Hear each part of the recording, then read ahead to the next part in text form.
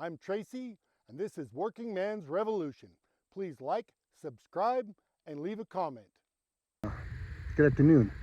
Today we started on a project that's been in the works for a while. We had the pad kind of set already, ready to go, but we hadn't really had the opportunity to get anything going.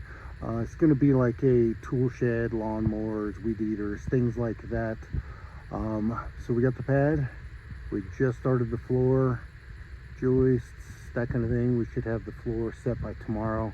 And as we continue to work on the project, we'll keep you updated. All right, it's been about an hour. You can see we got the floor all framed in, ready for the flooring to go on top, the sheeting for the flooring. We'll get that put in tomorrow morning, and then at that point, the project will be on hold again. I've got to go to work. I'll be gone about a week when I get back. Good morning. We're back at it this morning. We're going to get this flooring put down and start marking out the walls, see what we're going to need for doors, windows, things like that. Sorry for the lighting, it's a little bright out here today. All right, you can see we got the plywood down for the floor. As I said earlier, this is about as far as I'm going to be able to go. Tomorrow I have to leave to go to work. I'll be at work somewhere between 4 and 6 days. Then I'll be home for about a week. When I get back, we'll get the walls framed up and start moving forward again. Good morning. The last time we spoke is I was working on the shed project. I had to leave for work. I've since gone. We drilled the well, completed it, and since then I've come home. This morning I'm about to start working on the trusses. I'm going to pull out a few 2x4s here of this bunk, and I'm going to start cutting some of the angles. Once I have those cut, I'm going to lay them out to ensure that all the angles are correct. If they're correct, I'm going to build a jig, and from there I can start mass producing these trusses. You can see the bunks behind me. I'll pull out a few 2x4s from there. We'll start cutting some angles and get moving.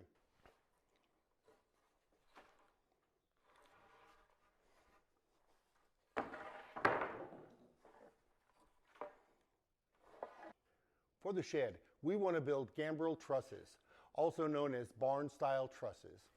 With that, I searched and found a good site that gives you the exact dimensions. You enter the data that you need, width and height and angle you plan on using, and this calculator will give you all of the cuts, the exact angles, lengths, and everything you need to build these type trusses.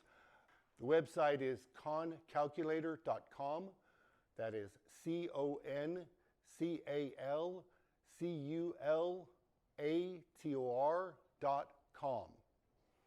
I'm going to start cutting some of these and making sure that I have my angles exact.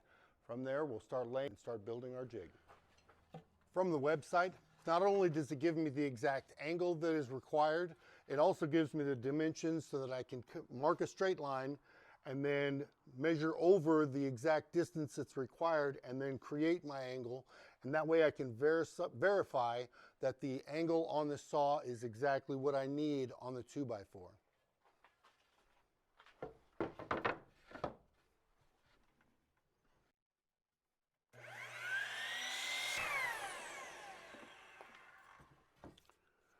Now with that, I've verified that the angle is correct. What I'll do is I'll go through and I'll start making a couple more cuts. I need to get at least 2 sets of everything because they're exactly the same on both sides, obviously. But I will cut enough so that I can create my jig. I've got all my pieces cut. I'm going to go out and I'm going to lay them out and ensure all the angles are correct. If they're correct, we'll create a jig. First thing we're going to do to start setting up these trusses, I'm going to square up a couple of scrap 2x4s. I'm going to square those with the floor. That'll just help us in the long run as far as getting established and setting up the truss because we're not screwing it together at first. We're just going to ensure everything fits properly. So I'm going to screw these down and then we'll start laying out the truss. Okay, what you can see now is I've made all the cuts as I'd said earlier. I laid out some of the specific dimensions on the floor that I'm using here. We marked center right here.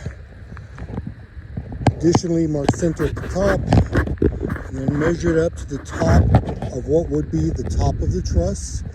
Put some marks down, Did the same thing on the corners here where they all meet, and then laid out the boards so that everything lines up just right. Now that it's lined up, I will put down some other 2x4s to hold everything in place, and then from there we can just start cutting these and laying them out and fastening them together.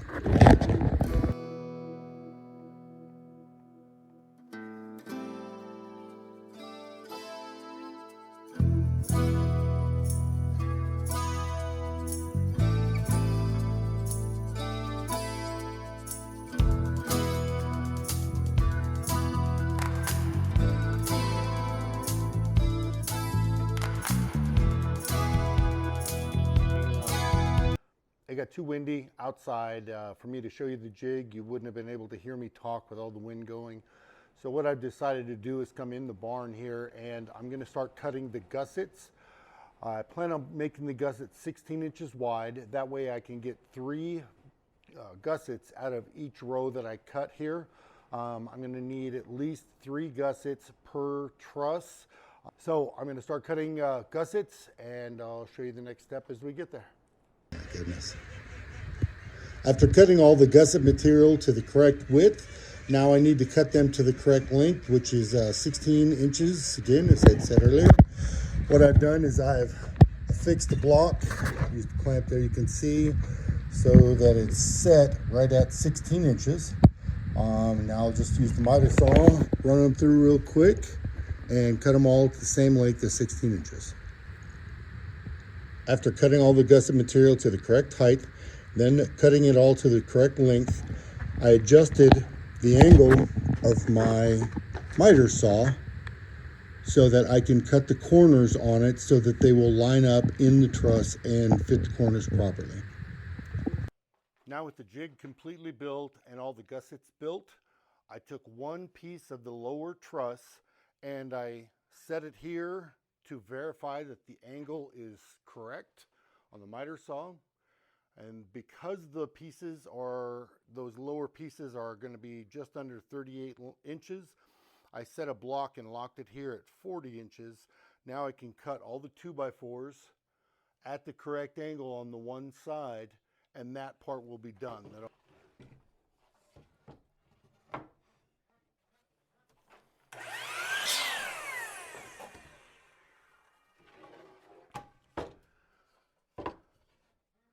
Because the angle that I've got set is correct, when I make the one cut this direction, it works out to be the exact same angle on the opposite side of the board. You can see they line up perfectly.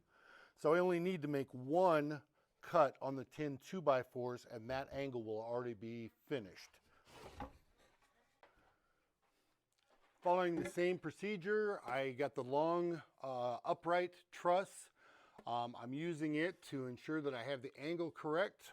Now that I've got the angle correct, I will cut the first angle on all of the upper trusses. Okay, after making all of the cuts, I've laid everything out so that all of the angles are set to just fall into the jig. That way I don't have to try on each one to figure out which end is which or which angle goes where. I've got them all laid out so they'll just fit right into the jig. I've got all the gussets laid out right where they're going to need to go. I've got this first one in the jig here. I've already fastened it. We're going to use liquid nails, extremely heavy duty. And what we're going to start doing is laying out these trusses into the jig and fastening down the gussets. Once we get that, we'll flip them over and we'll do the second side. Shouldn't take all that long, but it's a lot of stuff on your hands and knees crawling around. So you may ask, you may wonder why I did the trusses before the walls. I did the trusses before the walls simply because I have a good flat surface to work on with it like this. Once the trusses are done, then I can move them out of the way, then I can set the walls up. Otherwise, I don't have a good flat surface to work on, so that's the reason I did the trusses before the walls. All right, time to get busy.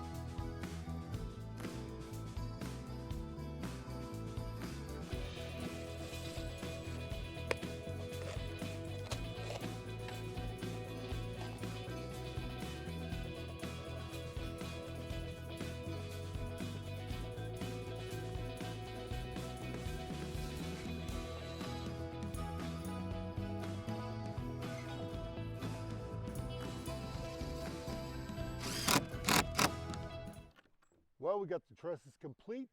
Now I've got to go back to work. I'll be gone about a week. When I get back, we'll get started on the walls. I'll make that a part 2. This video is getting a little long, so I'll create a second part and we'll continue on from there.